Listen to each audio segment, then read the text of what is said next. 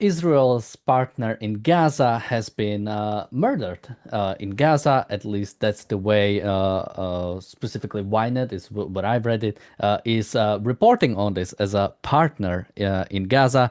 His name is Yasser Abu Shabab. He headed a group called the Popular Forces.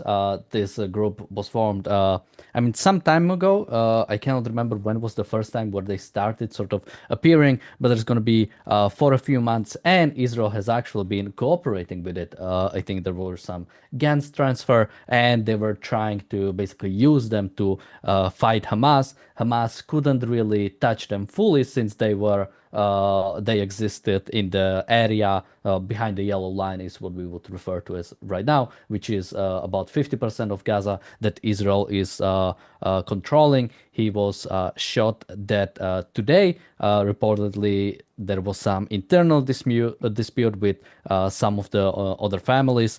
So this isn't reported as like a Hamas strike, but some dispute. We'll talk about this today. Welcome to the reality show. Joining me today are Stuart Margolis and Anders Ingemarsson. Also, if we have time, we have two more upcoming stories. One is what do I have it? Oh, there was this Palestinian American that spoke out about Hamas crimes in Gaza. I think it's something interesting to go through, although at least from what I've read, nothing really we haven't heard before. And also Antonio Guterres talks about again, and something that is surprising there is it's almost mild way of talking about Israel compared to what we're used to. But let's cover this first story with Yasser Abu Shabab. And I'll go to you, Anders, first, because I think you've sent an article to us a few months ago, which I think was involving this specific group, Popular Forces. And yeah, Anders, any quick thoughts about maybe we can just start with this idea of aligning with some anti-Hamas groups inside of Gaza? Because at least for me, this is reminiscent of pretty much any time Western nation has aligned with any terrorist group or any other group simply because, they are anti the guys we are fighting right now. Right. Yeah. No, the enemy of my enemy is not necessarily my friend. So you have to tread cautiously in these situations. Whether this was the group that I sent you an article about or not, I don't remember. I can't keep track of all the different factions and clans and tribal entities that exist within Gaza. It's like Sicily back in the mafia days on steroids. And yeah, so I mean, we shouldn't be surprised, obviously, that this young man was killed in a dispute because that's how they conduct their lives to a large extent. And to the extent, I don't know to what extent Israel had been cooperating and using them, if they had provided weapons We to know of them. weapon transfers. That's like an Weapon official. transfers. Yeah. Okay, yeah. So, yeah, and so I agree with you. I mean, this is it's just one of those aspects that, when Israel has been handcuffed since the beginning, I mean, self-inflicted to quite a large extent, in the sense that they were waiting for the hostages to either be freed or their bodies to be returned, and then from the pressure from the international community. And I think this is one of the examples where you get into these situations when you cannot effectuate things and conduct the war as it should have been conducted from the very beginning. I've said it many times that this should have been over 6 months after October 7th, and then all the rebuilding could have started, and international opposition would probably have quieted down because they would have had a chance to move on to something else. And I think starting using these tribal groups in Gaza to your advantage, yeah, it's an iffy proposition, as you alluded to earlier. Yeah, now, Stuart, sort of the idea of using some of the officials from a defeated population isn't that uncommon. I mean, after World War II, right, there were people who used to be part of the Nazi party that played some role in Western Germany. I mean, in Japan, we allowed the emperor to actually stay in power, even though as a much different role. Not to mention some other officers that were sort of being allowed to sort of come back. But I think the biggest problem with Gaza right now is that it hasn't been defeated. This is not some, Nuremberg trials happened, and now we are thinking about the way to go forward. We have Hamas still in charge of half of Gaza. We allow them to go back. We'll go into some of the Trump statements specifically on this. And we have these other families that, yeah, do stand up to Hamas because, and what is it oftentimes? It's like, we don't like their corruption, or we don't like, the way they are doing, the way they are conducting with their opposition. There is nothing really about October 7th, for example. There is nothing really about, wanting to live with Israel at peace. So, I mean, Stuart, what is Israel really expecting with this? Is it really just a short-sighted, these guys are against them, let's use them because we don't want to deal with Gaza. We don't want to do what is necessary. Yeah, I mean, I don't know. Obviously, I'm not in the rooms where these things are being discussed. I just know that uh, I can't think of situations where this kind of pragmatic aligning with. Now, I do, and I should preface this. I don't know the details of this group. This what's it called? Popular Front or Popular forces. Popular Forces. I don't know the details of their group or their ideology. It might be that they are one of the better groups, but if they're simply sort of just a rival for, rival gang essentially that still wants the destruction of Israel, still essentially has many of the same attitudes, then I just don't see how these short-term alliances actually benefit Israel. I think I don't know. I can think of many examples of that kind of thinking that goes south that does not work out. And off the top of my head, I can't think of a time. Maybe you mentioned in Germany and Japan, but I feel like that was different. That, as you said, that was after the full defeat, and yeah, it doesn't quite seem like an equivalent situation where essentially the conflict is still in play. The counterexample I would use, you're too young, but you probably read about, when the Soviets went into Afghanistan, I think in the late 70s, we armed the Mujahideen so that they could fight the Soviets. It's like, well, yeah, those were a bunch of Islamist fanatics, and that didn't really work out so well for us in the long term. I think you have to be very careful about who you arm, for these short-term alliances. I think it very easily backfires. Uh, yeah, I'm trying to think. Was it Bin Laden or was it somebody else? Wasn't somebody part of that specific group? Maybe I'm misremembering.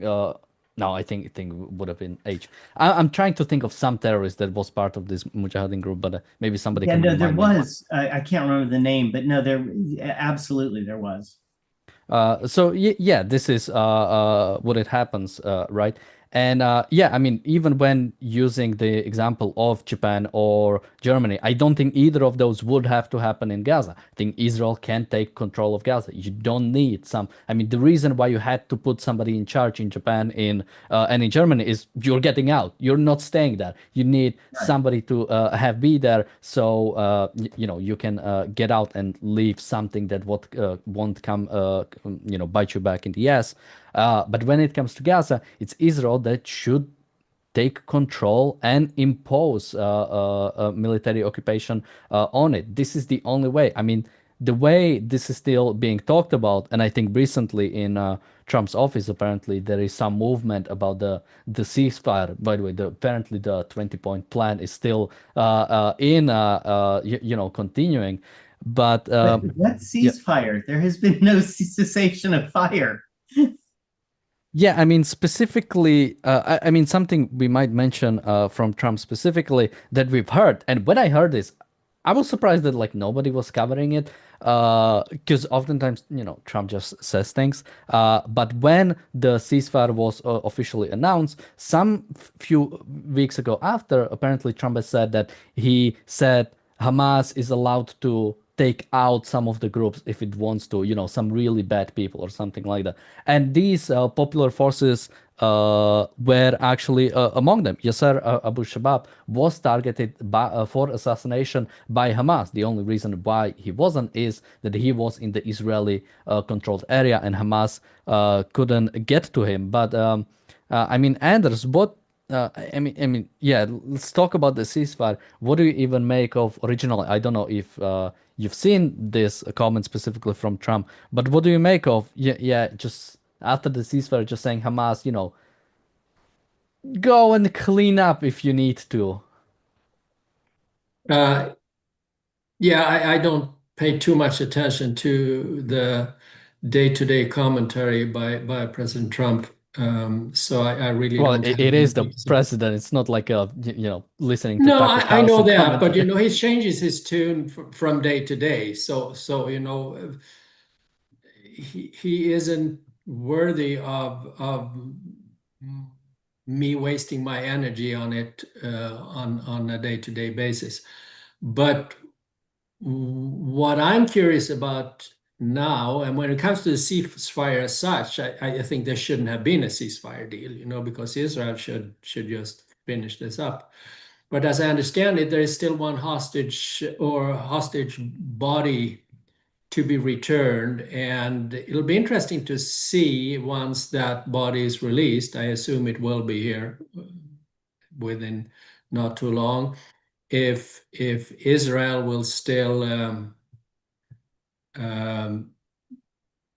try to abide by this ceasefire deal, or if they will actually start to prosecute this war in earnest. I'm sure they can find some excuses for that, because I think that would be very welcome and finish off Hamas for once, for good. Yeah, that's really where I'm kind of having my attention right now to see what will happen, and I hope something will happen that will enable Israel to do that. But we've been disappointed in the past many times, so it can happen again, obviously.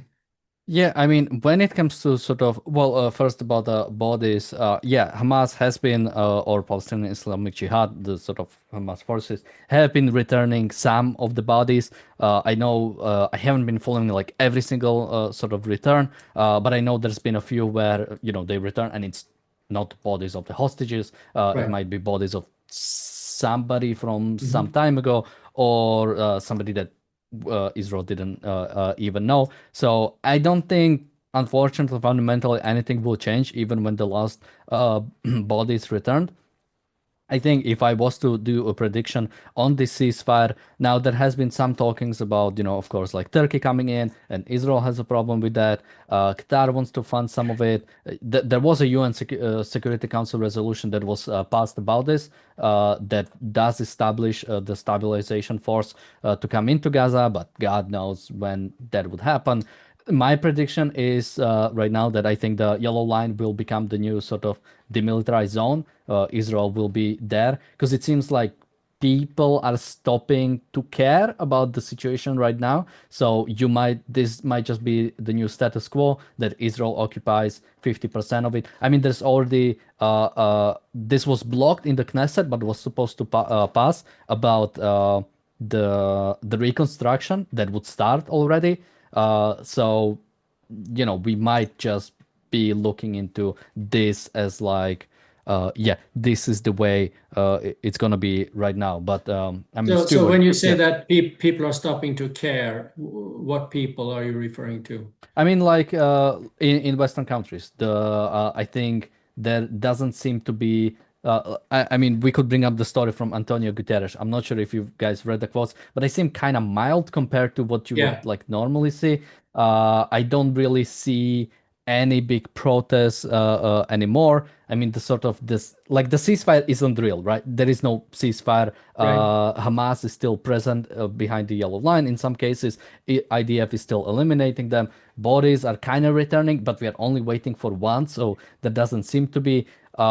There is like a slow process of the UN Security Council resolution was passed, so there might come some forces or something.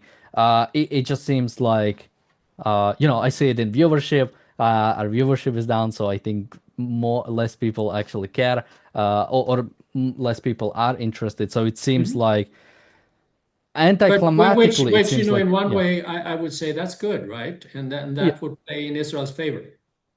yeah, If but then if Israel tries to do anything, I think it will start again being something. Like if Israel goes back into Gaza, this is still a topic again. So I don't, in a sense, it's good because, what the Gaza war should have never really been the big issue that it is, right? It was proper for Israel to do from the start. Any accusations of genocide or war crimes were improper.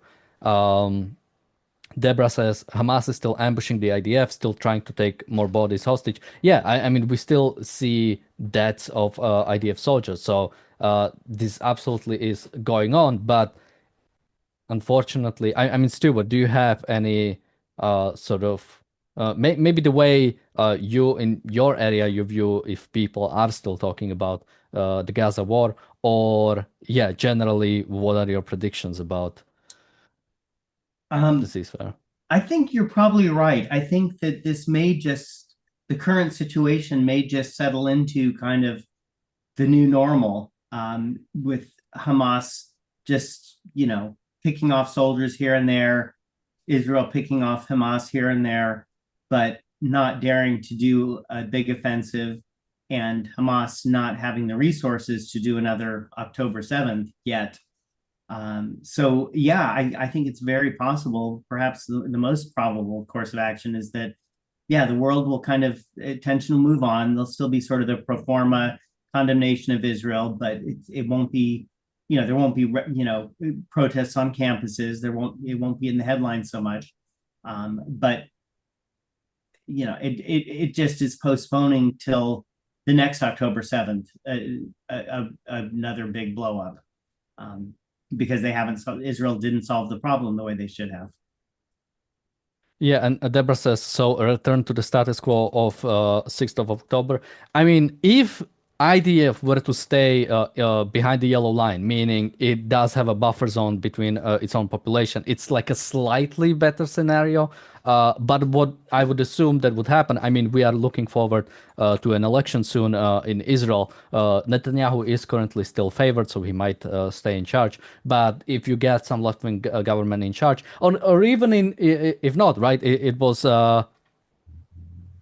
No, it wasn't Likud that did the disengagement, if I remember correctly. Somebody can remind me. But it was sort of the right-wing coalition that did the Gaza disengagement. So you might see similar, why are we even there? Why are we even in Gaza? You might get, again, sort of disengagement. I mean, something I was like predicting from the start, that basically you allow either Hamas or PLO to again take over Gaza. Then there is a terrorist organization that takes over Gaza from the Palestinian Authority, and you are basically in the same situation. So I think some things slightly improved, but yeah, absolutely, we are looking forward to the same kind of setup for potential October 7, even though again, so many things, and this is the worst part, right? It like so many things were like almost correct. Hezbollah is almost taken out. The Houthis are almost gone. Hamas is almost gone. Iran's nuclear capability or nuclear research was kind of destroyed. Syria is kind of not a problem anymore. It's all like just barely enough, but not actually going fully in to do what was necessary. Maybe we can move forward to the next topic, unless either of you guys have something to add. No, we can move forward. So we have I see a comment from Deborah, who is a member. She says this engagement was under Sharon, who promised to keep communities in Gush Katif, but did the left's bidding when they held his real estate improprieties over his head. I'm not as educated on specifically that part of it, so I don't know, but yeah, I mean the disengagement was terrible idea. Again, you completely dismantled the Israeli communities inside of Gaza that were protecting the Israel at large, and you allowed eventually Hamas to completely take over. But let's talk about this individual. His name is Ahmed Fuad Al Khatib. I should really check out these names before I try to read them. But he has recently, he's a Palestinian American who has been viewed himself as pro-Palestinian, but criticizing Hamas. And he has been talking about many of the atrocities that Hamas has been carrying out. He said that he spoke with the families, and he asked, and this is directly from his tweet, he asked, why are we not seeing a mass anti-Hamas movement? And why are we not seeing large-scale uprising against the terror group? And what the responses he got is examples include that people live in terror. Gaza hospitals are used by Hamas as interrogation centers. What else is there? Breaking legs of their opponents, attacking 10 occupants, kidnapping men, beating their mothers and sisters, and taking them to hospitals again that are being used as interrogations centers. And it feels like we are sort of like going in circles because we keep hearing this, right? When the ceasefire happened, everybody saw the video of, there was the public square where people were being executed by Hamas, and you had people around like recording it on their phones. And silence. Nobody really talked. And the people who talked about this specifically were like justifying it. Were saying like, oh, this is ISIS. So like Hamas is justified in doing that. These are like Israeli operatives or people helping Israel with this. So it's okay to take them out. Like nobody seems to really care about any sort of like individual Palestinian. What I mean, where is that coming from? Why is that like something I was always thinking about? Like if you we talked about Francesca Albanese recently, and if you believe in the idea of human rights, whatever that concept even really means in people's mind, I if you can somehow become anti-Israel, it's whatever. But how can you find yourself on like the pro-Palestinian side that as of right now is represented by Hamas, or even broadly represented by Palestinians who don't seem to be interested in any of that? So how can anybody find themselves on the pro-Palestinian side with like all of this again and again? Well, that goes back to the fundamental philosophy um, that is underlying this whole issue. The fact that we have discussed it many times here. The fact that Palestinians are seen as underdog versus Israel, and that there are some people who, for that, is a kind of the primacy of the underdog, if you like. You always root for the underdog, regardless of what other rights are involved or being violated on either side. So I mean, we know that Israel went from being the underdog back in its early days, and then that switched, and Palestinians have for the last few decades been been the victims of this thing, and that is what is dominating the Western media, many Western governments, and obviously all these human rights organizations. I think we should change the name and call them human wrongs organizations. Well, but they don't actually focus on human wrongs. They don't focus on anything wrong that is being done by any country. Well, what we consider right, they consider wrong. So well, yeah, well, whatever. I mean, that is what is dominating them. But then when it comes to this particular issue with this man who has been interviewing people, there are probably, if you go down on the individual level, I'm sure there are people who are terrified of speaking out and who would like to see change. And then there are the people who are, we know that when people are polled, it seems like a large percentage of Gaza's population is still favoring Hamas. So yeah, I don't know how widespread this fear and is that he's talking about.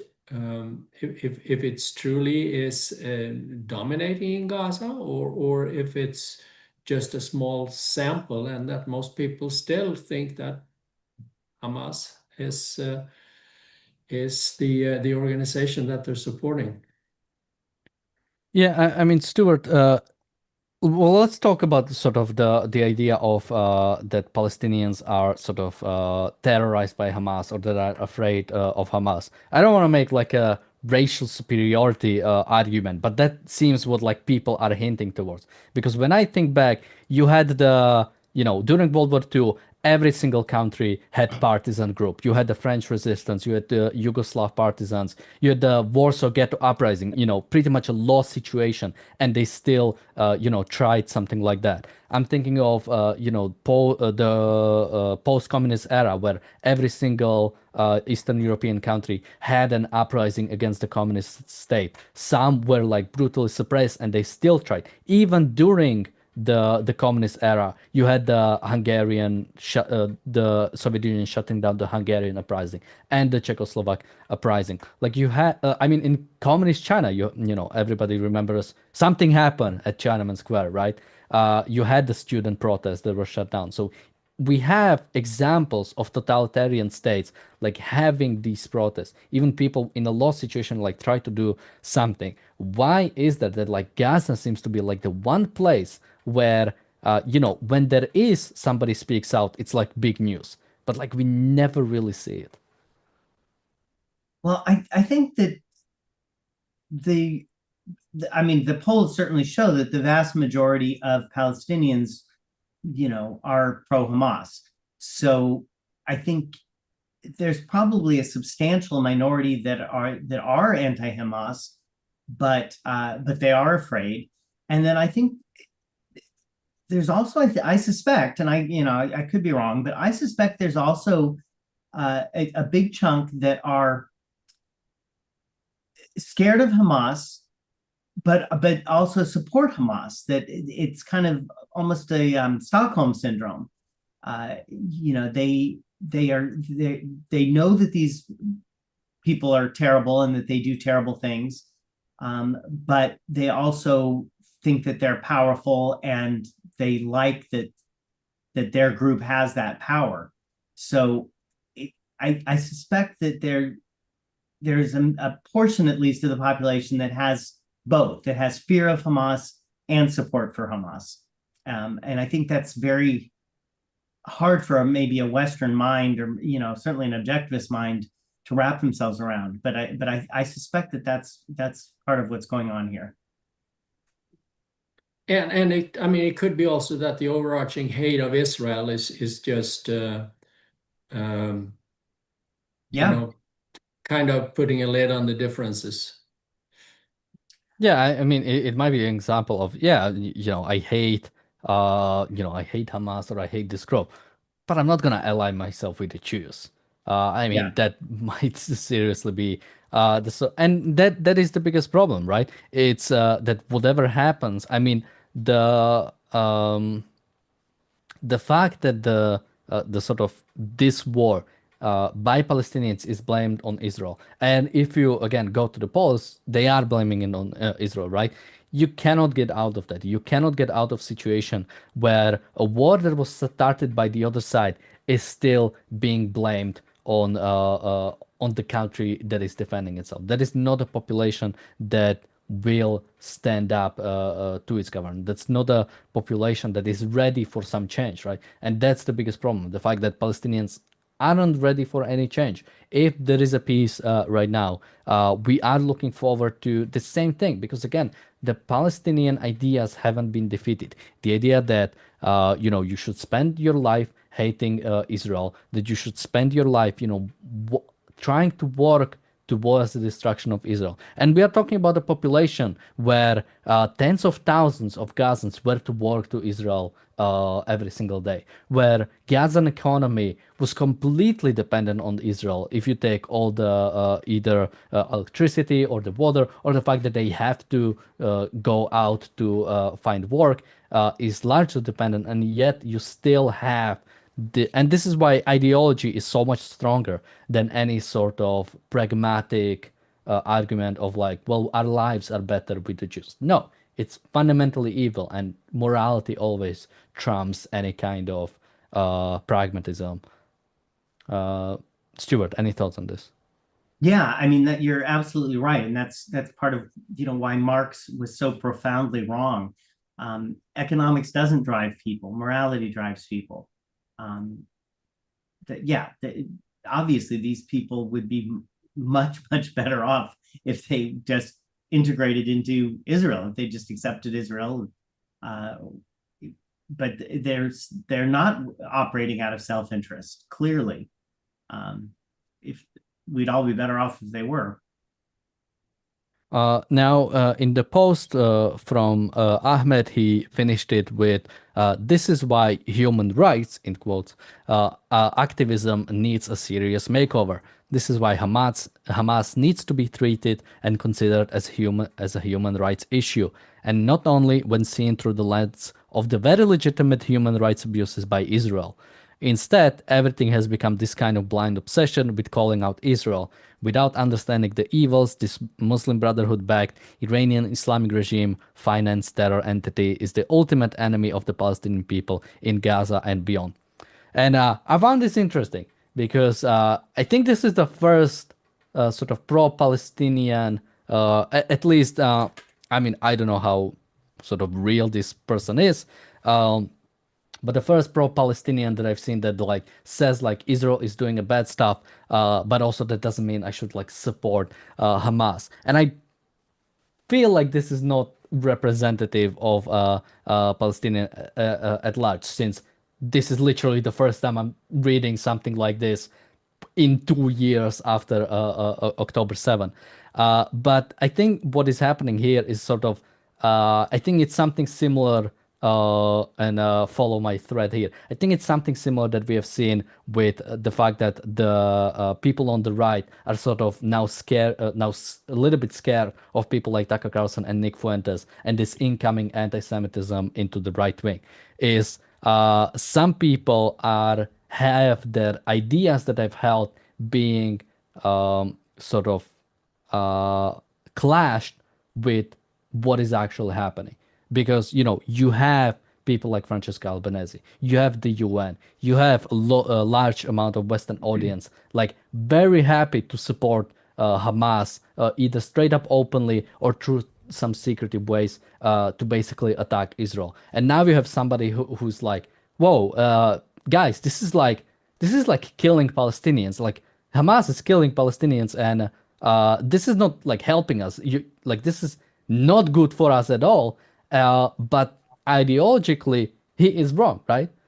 Because the fundamental ideas of Palestinianism, if you consider yourself Palestinian, if you believe in any part of Palestinian culture, the end result is the destruction of Israel, which is, of course, bad for Palestinians. I think I used this line that the destruction of Israel is a two-sided genocide, because one, it wipes out all the Jews in the area, and it wipes out all Palestinians, because Palestinians have no reason to exist without the state of Israel. The fundamental core of the existence of Palestinians is the destruction of the Israeli state. So, Anders, is this like the one of the first examples of somebody being clashed with basically their ideology of Palestinianism and sort of the results of their actions?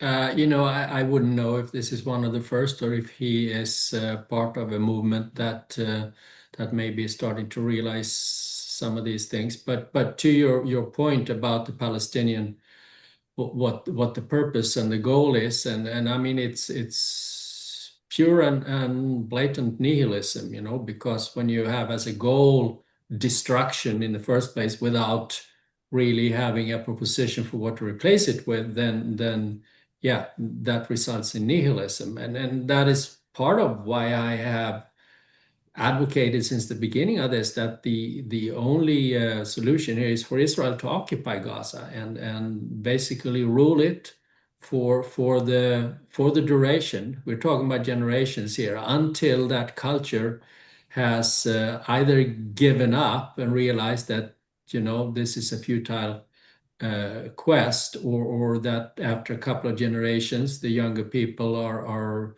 start have kind of absorbed more of a Western outlook of the world, and Western in a good way. I mean, so now will this happen? No, I'm very doubtful. I would be very positively surprised if Israel took that approach. But until such time that they do, we will continue to see new atrocities after a while, just like we've seen in the past. It quiets down for a decade and then they're back. History will repeat itself. Yeah, Stuart, any thoughts from you on this one? Yeah, unfortunately, I agree with Anders completely. I think what needs to happen is complete subjugation of the Palestinian people and re-education, so that in a generation or two, they can become part of the civilized world. But that takes the kind of moral clarity that is completely absent in today's world. So it's not going to happen. So what will happen is, what we talked about earlier.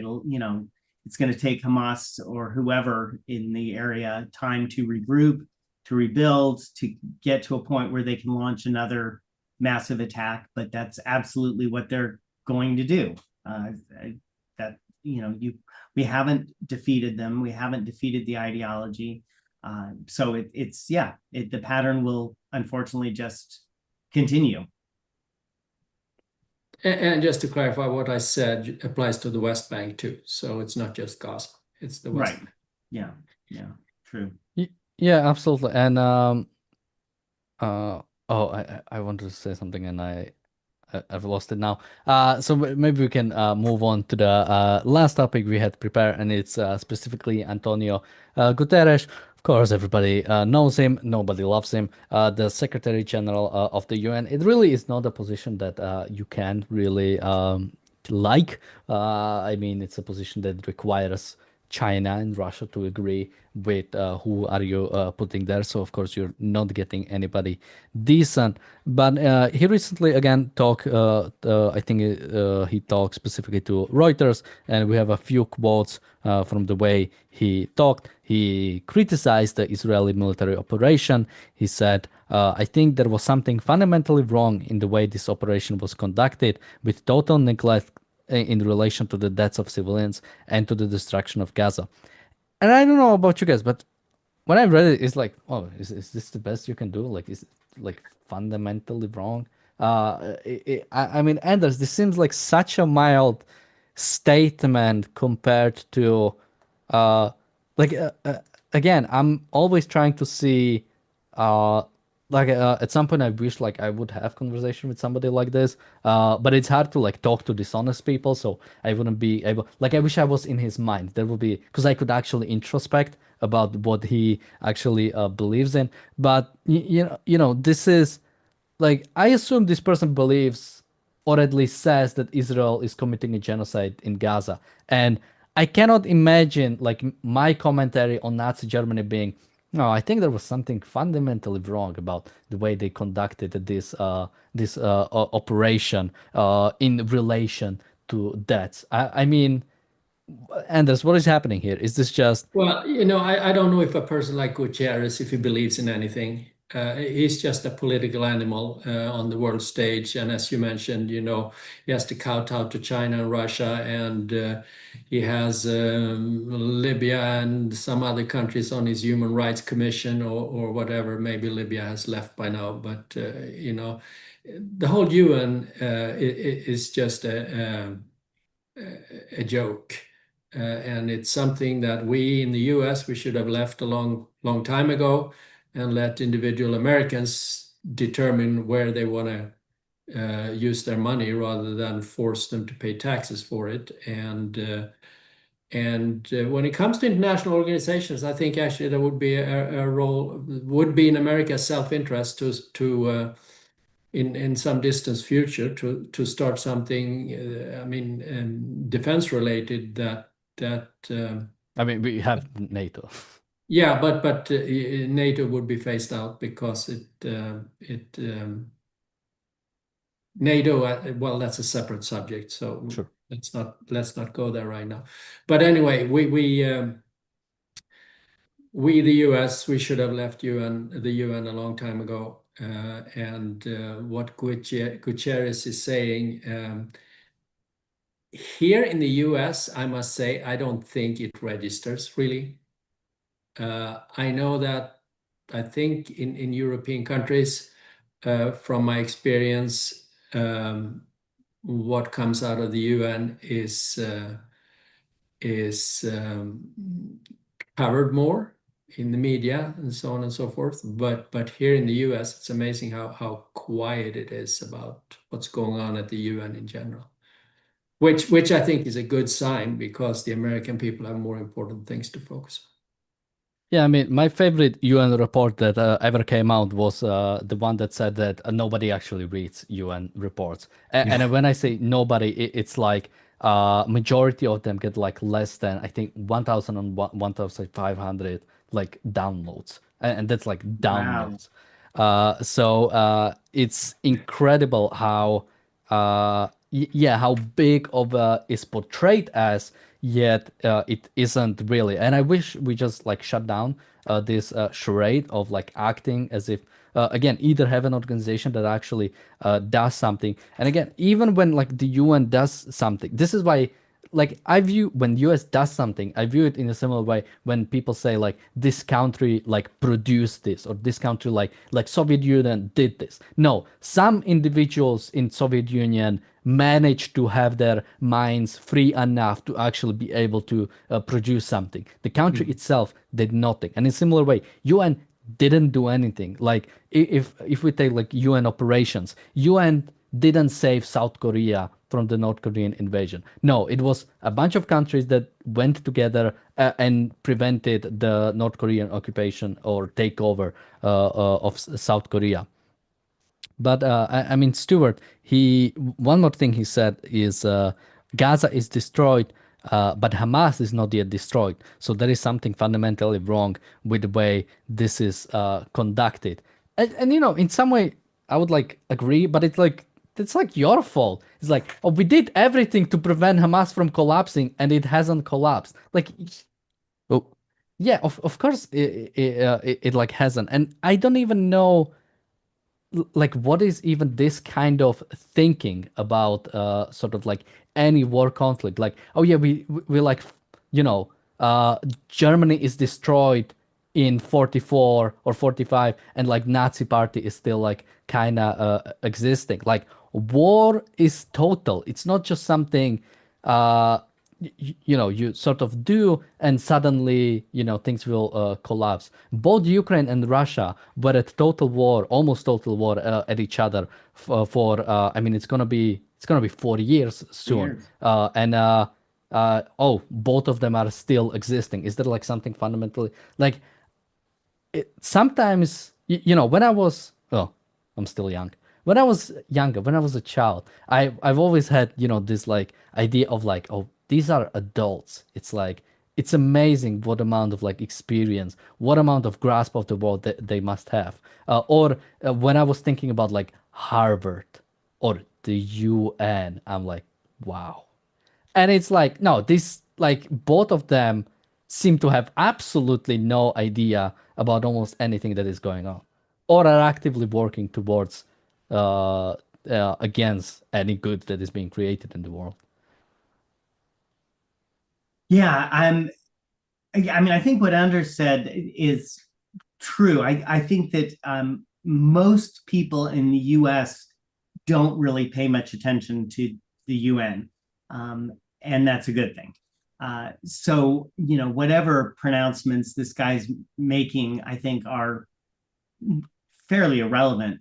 But it is, I mean, darkly humorous, I guess, that, you know, he's criticizing Israel for not having wiped out Hamas, which it is a fair criticism in and of itself, except as you pointed out, part of the reason that they haven't done it is because of the UN, because of people like him, you know, hand wringing about civilian casualties and you know, making these completely unjust accusations of genocide.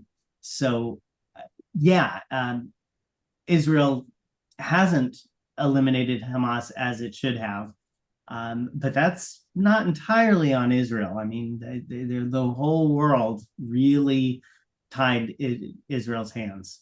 And I Yeah, mean, I mean, I think at the end of the day, it is on Israel for not doing so. But yeah, it is. absolutely, the amount of pressure that Israel has received, that like no country ever has received. Well, okay, we did bomb Serbia, but you know, very few countries receive this. And again, well, I shouldn't use the example of Serbia. No country for doing something good has ever received this amount of animosity towards it.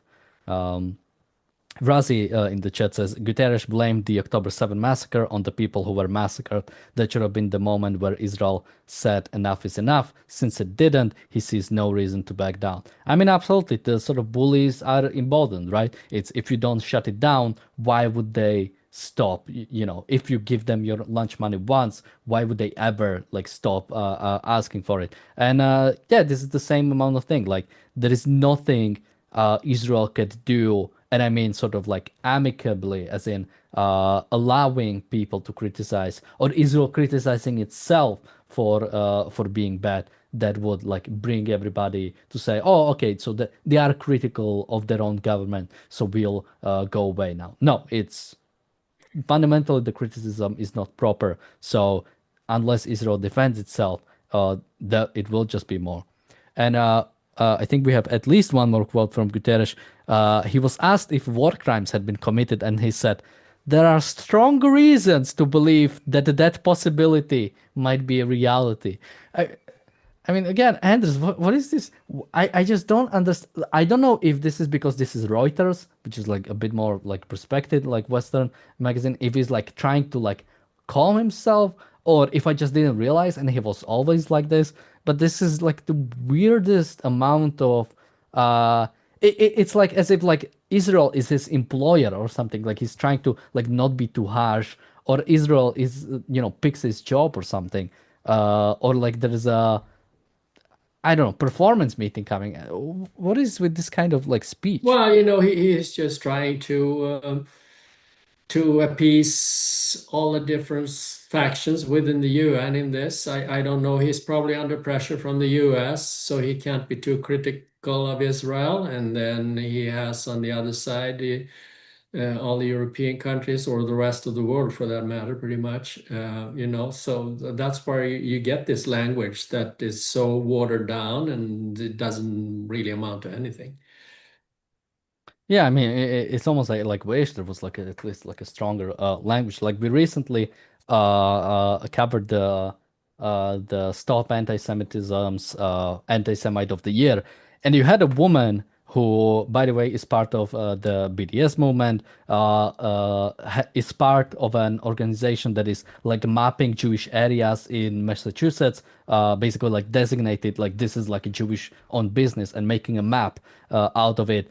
She also said that she likes Hamas, Palestinian Islamic Jihad, the Houthis, I think, Hezbollah, and Iran, as well as she said 1,000 October 7 wouldn't be enough. And you know, that seems like a much stronger language about Israel. But I mean, Stuart, any more thoughts on?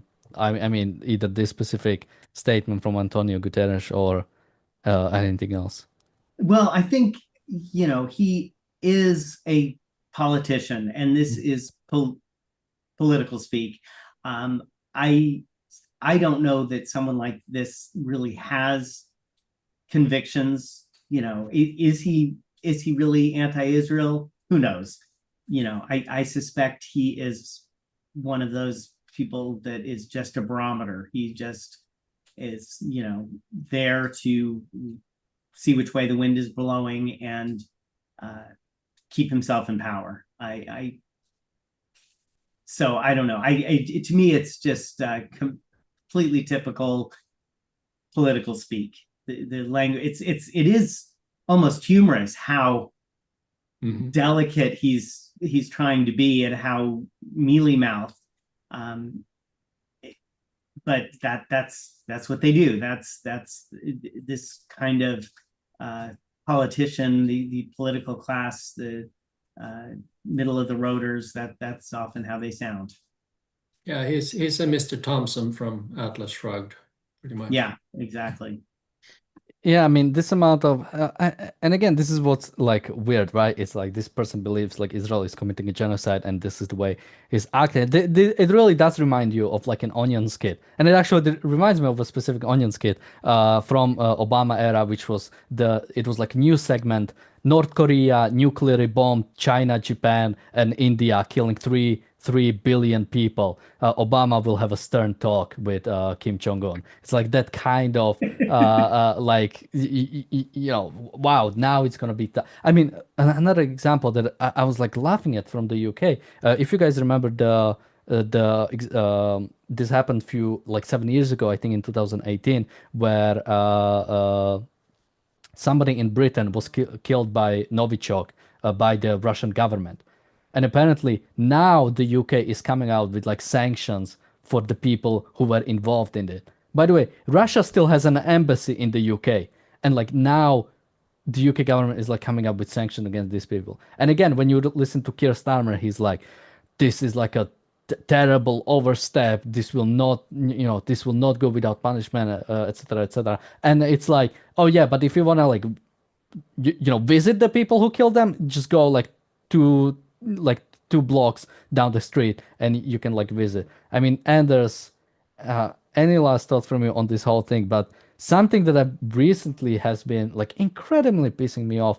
I'll bring up one more thing. I'm not sure if you guys are familiar with Gary Kasparov, but he has been at this conference lately, and he was like criticizing NATO and generally like talking about like Ukraine is like dying for Europe, and Europe is like refusing to do anything. And my favorite example was like he said there is a Canadian regiment in Latvia. What are their orders if Russia crosses the border? Are they ordered to shoot at Russians, or are they ordered to negotiate or to wait out to see what happens?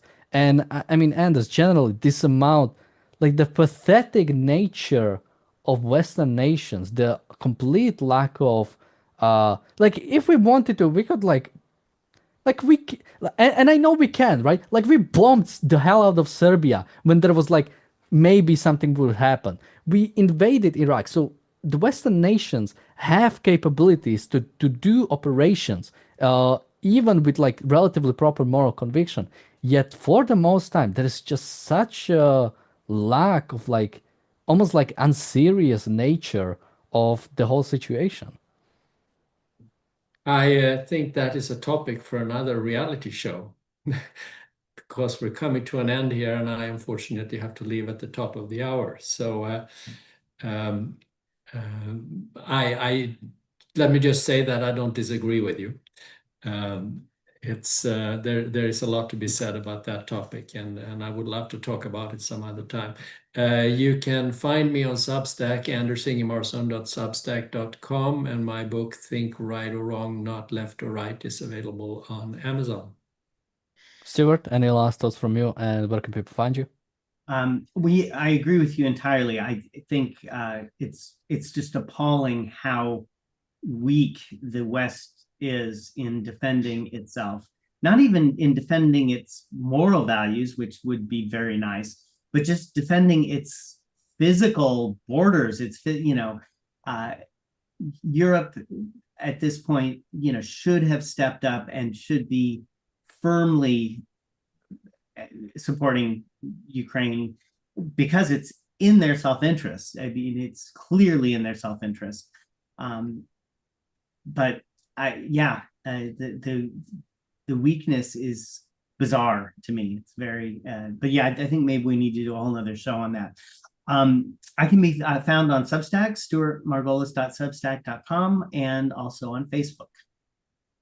Yeah, I mean, I think really just one last thought on this. I think, instead of like Trump like renaming the Gulf of Mexico or whatever, I think he should have like a map of the world, like somewhere like right here. And whenever something happens, it's like, oh, Houthis attacked international shipping. Okay, this is a rubber, and like we are erasing this nation from this map. Like, or at least one example of this, like, well, again, for another, but like, again, in the past, when the British Empire still existed, when something bad happened, you would find across the horizon, across the sea, you would start seeing a bunch of boats coming and having a talk, and probably not much to talk with. So, yeah. They just had to show up. They didn't have to do anything more. Yeah. Yeah. Well, with that, thank you guys for joining me today. And again, that might be topic for some another day. We'll be back tomorrow with another episode of The Daily Objective and The Reality Show. Until then, bye-bye.